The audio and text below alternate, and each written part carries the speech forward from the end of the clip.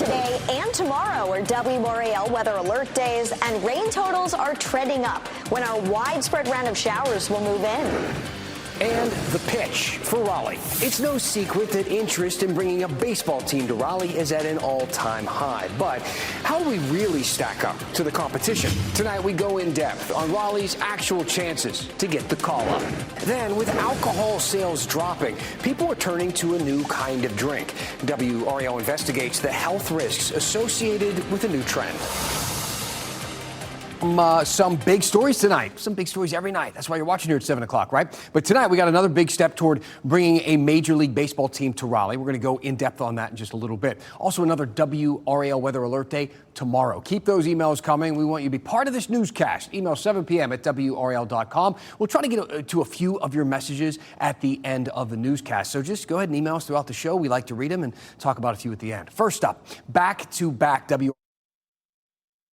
degrees at RDU today, and we had some rain as well. But check what's on deck for tomorrow. The commute could get a little nasty. Let's talk to Kat here. A round of widespread rain is likely between about 3 a.m. and noon. Kat.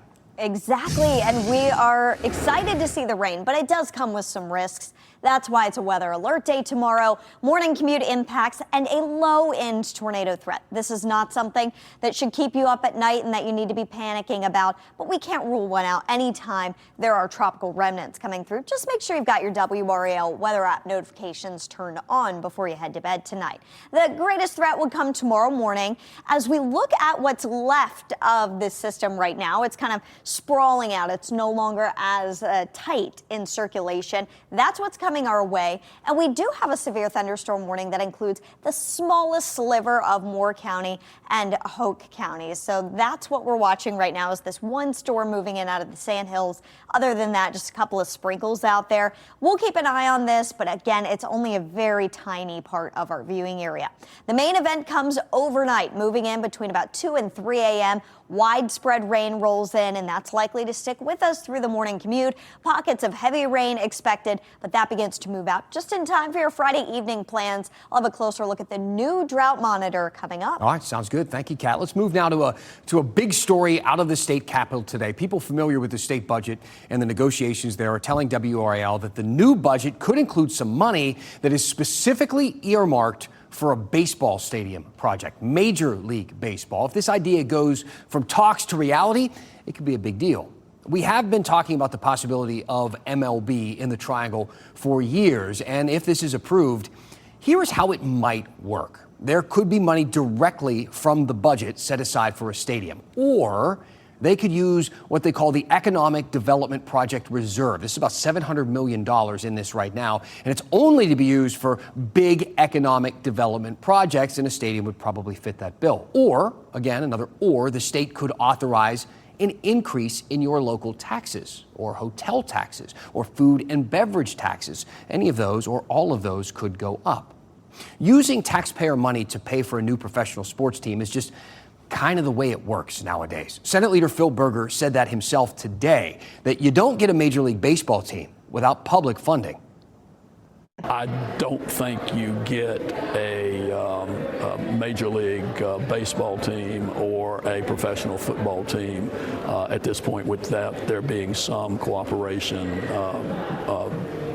on the part of local and or state governments. And some people are ready to pay. Some people are excited about this notion. But let's not put the bullpen cart before the reliever, okay? Because we're not the only state making moves or the only city having this conversation. It is a competition, and there's only one way to see who's in the lead. Let's go in depth.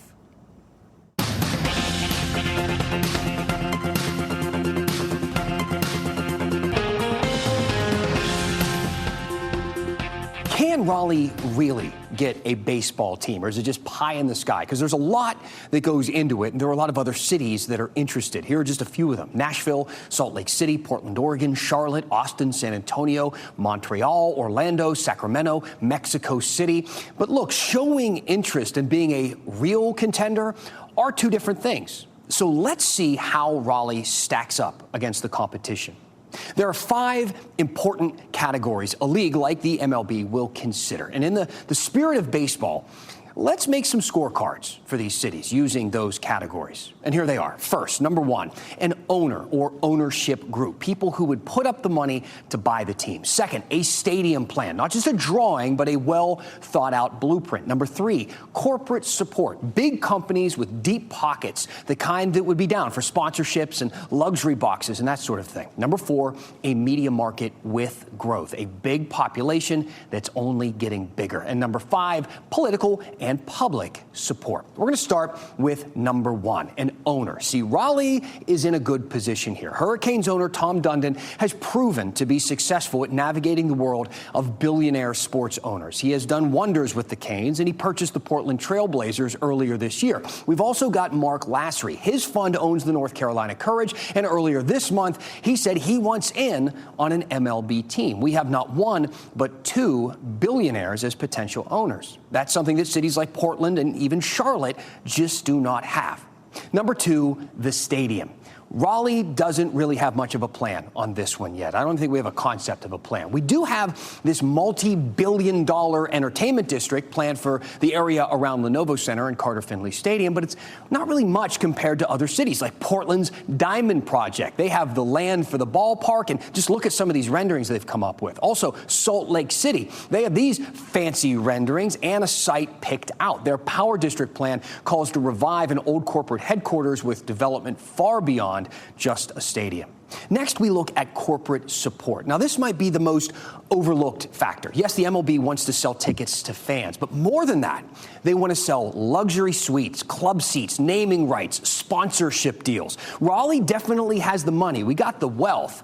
We have the tech, the healthcare, universities, foreign headquarters, startups, high-income residents, but other cities just do it better. You know, put it this way, the Triangle, we have 3 Fortune 500 companies. Nashville, they have 5. Charlotte has 8. On to number 4, media market. Now, that doesn't mean city size. It means market size. And in this category, Raleigh actually punches way out of our weight class because it doesn't count just Raleigh alone. It counts Durham, Cary, Fayetteville, Apex, Chapel Hill, Rocky Mount, Garner, Pinehurst, etc. And when you add all of that up, we have a bigger market than much bigger cities like San Antonio or Austin or Nashville. All of these cities are way bigger than us, but our market is bigger than theirs.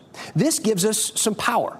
Power that is growing faster than most areas around the country. High-income workers, young families, tech jobs, universities, transplants, all the things the MLB wants. The MLB isn't just making a plan for today. They want to know what the region will look like in 50 years. Salt Lake, Austin, and Charlotte, they're all growing too, but cities like Portland don't really compare the same way.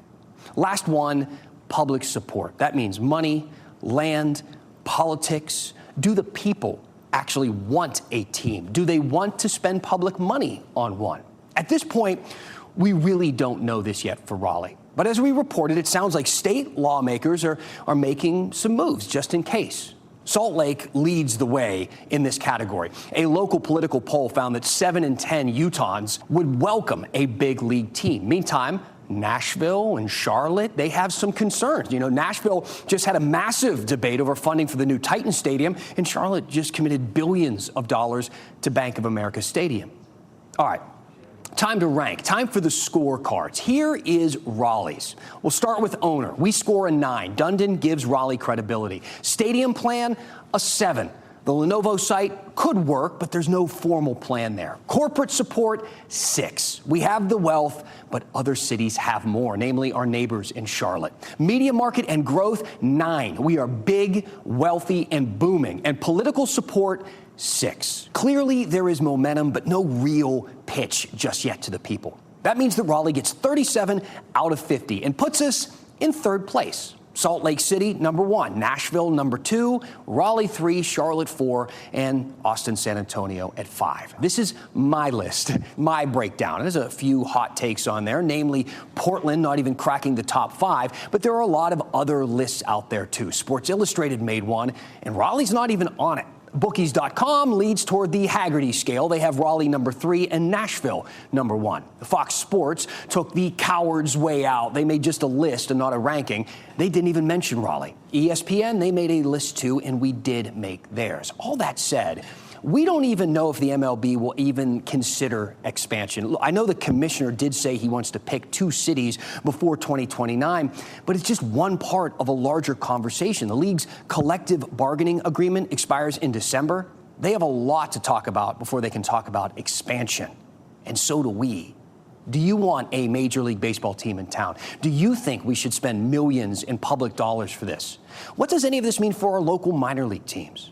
Let me know. Send me an email, 7 p.m. at WRAL.com. What else should we consider when it comes to bringing a Major League Baseball team to Raleigh? We're going to be talking about this for a while. We want your help steering the conversation. Tell us what's on your mind, and we'll go in depth. Lots more to talk about tonight, like what is the city of Raleigh doing for security at Saturday's championship parade? That's on top of mind. Also, Wayne County tries for a multi-million-dollar investment. And since we're talking baseball, let's talk Tar Heels. They're heading to Omaha. Plus, have you ever heard of this stuff? It's called kava. Apparently, it's everywhere right now, and we wanted to know, is it safe? Is it dangerous? WRAL investigates the gaps in the research after the break.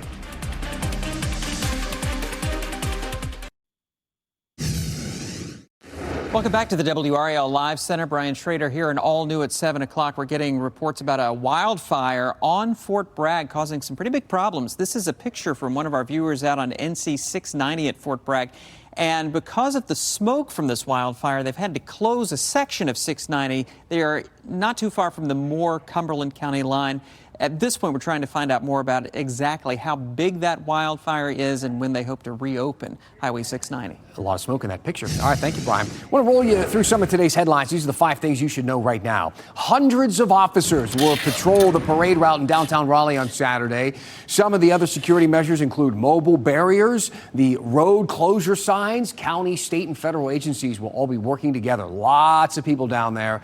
They say it is similar to what they do with the state fair, though I feel like it's going to be a lot crazier than that down there than what they're used to at the state fair. I'm sure they'll be ready.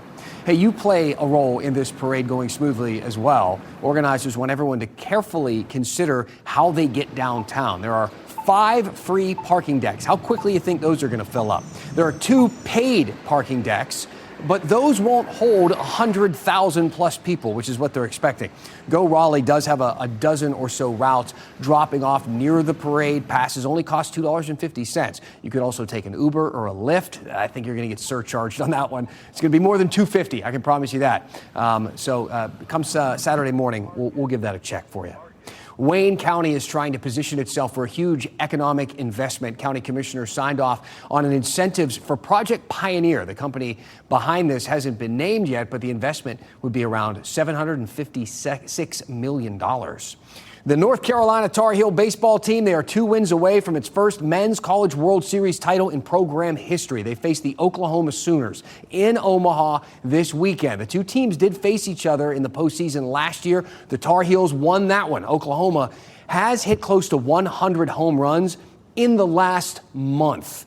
They're hot. But the Tar Heels, they're hot too, averaging 8 runs per game, ranking 6th in the country. The series begins Saturday at 8 p.m. A bill loosening state liquor laws cleared the Senate today. It allows for things like more tastings and the sale of what they describe as boozy whipped cream. Thank goodness. The bill now goes to the House. We'll see what happens. Now to a story about another substance or another vice that you might have heard of recently or you've seen in a store somewhere. We're talking about kava, not the Prosecco or the restaurant. They spell that one with a C. We're talking about the plant kava with a K. Apparently, lots of people are going for these kava drinks instead of alcohol. WRAL's Destiny Patterson did a whole investigation on the trend toward these kava drinks and how kava stores are popping up in the Triangle. It's a story that's all over WRAL.com. But what is the science behind it all? Like, is kava safe to consume? WRAL health reporter Grace Habo explains some of the research behind it. Kava. Taki!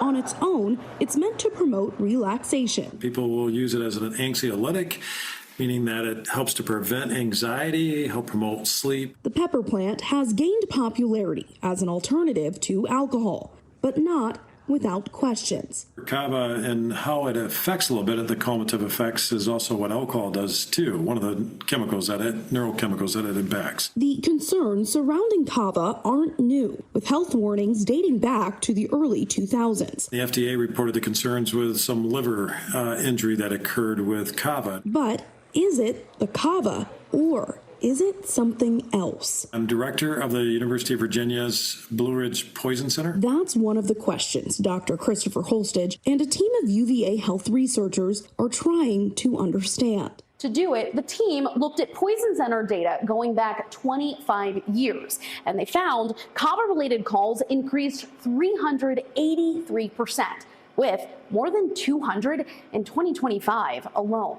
But the data also shows Kava alone may not tell the whole story. The study found more than 30% of Kava-related calls also involved the use of kratom, a plant-based substance known for its opioid-like effects that appeared in more than 350 toxicology reports tied to overdose deaths in North Carolina. That's what's being marketed, either Kava by itself or Kava with kratom as an alternative to alcohol. And that raises concerns because the question is there a risk for drug interactions? Is there a risk for people overdosing on it if they consume too much? Kava isn't routinely checked for in standard blood or toxicology tests. Holstage says that makes it challenging to determine what role it may be playing. As these drinks come out, if people are using these on a regular basis, I also don't know what does this do to the neuroreceptors and is there a potential for tolerance? The researcher says he is not anti-Kava, but says consumers need to know a lot more about what is in these products before using them,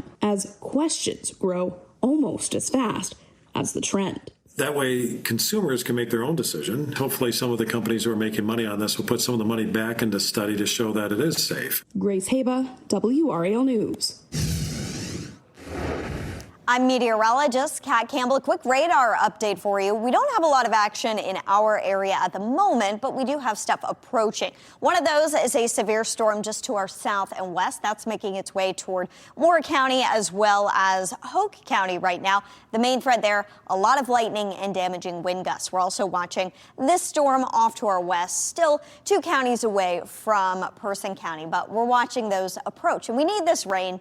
The drought was updated today. Exceptional drought all the way at the top of the drought monitor scale in place for parts of the triangle shown here in Burgundy. That includes Chapel Hill, Durham, North Raleigh, Falls Lake, Rollsville, Youngsville, and most of Person and Granville counties now. Also, it extends over into Greensboro. In Raleigh and the rest of Wake County, we are in extreme drought, so it doesn't really get that much better. As you zoom out on the map, we're in a bad place, and we got in more information on the drought today. It would take 15 inches of rain for the areas in brown here to end the drought within a month.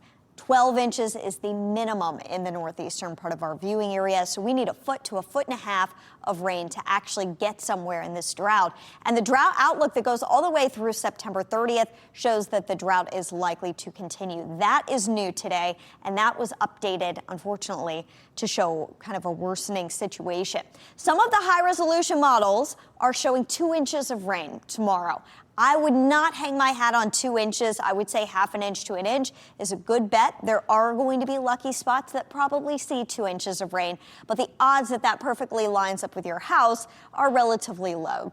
Regardless, half an inch to an inch of rain is still much better than what we've had all month. Here comes the remnants of the tropical system. Tomorrow morning, we have temperatures in the 70s. We start out with an 80% chance of rain. That goes to a 50% chance by 10 a.m. And then after noon, the bulk of the rain is out of here and over for the day. I do want to mention there is a very low-end threat of an isolated tornado tomorrow morning. That's the setup with these remnant tropical systems. Don't lose sleep over it. I just want to make you aware of that as you head out the door or before you leave. Check in with our morning news. Saturday and Sunday look great. 90 degrees, low humidity. Doesn't get much better than that in June for the Canes Parade, Dan. Kat, thank you. Think you're the biggest Canes fan out there, maybe in your friend group? How far would you go to get to Saturday's parade? Well, we met a couple that's postponing their own wedding, and it's our one last thing after the break.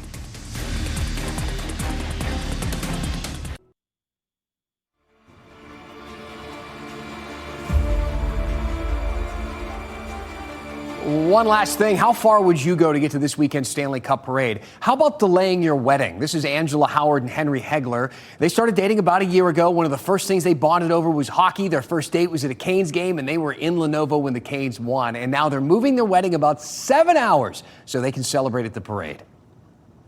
I think that hockey's kind of been like a core point of our relationship, just like something we've always done together. Like we said, the first day was hockey game, the next 2 or 3 after that were also hockey games. So kind of just got to really know each other at hockey games, on the way to hockey games, stuff like that. So, I mean, yeah, there's not really a reason that we wouldn't want to spend our special day out here with the team that we both love.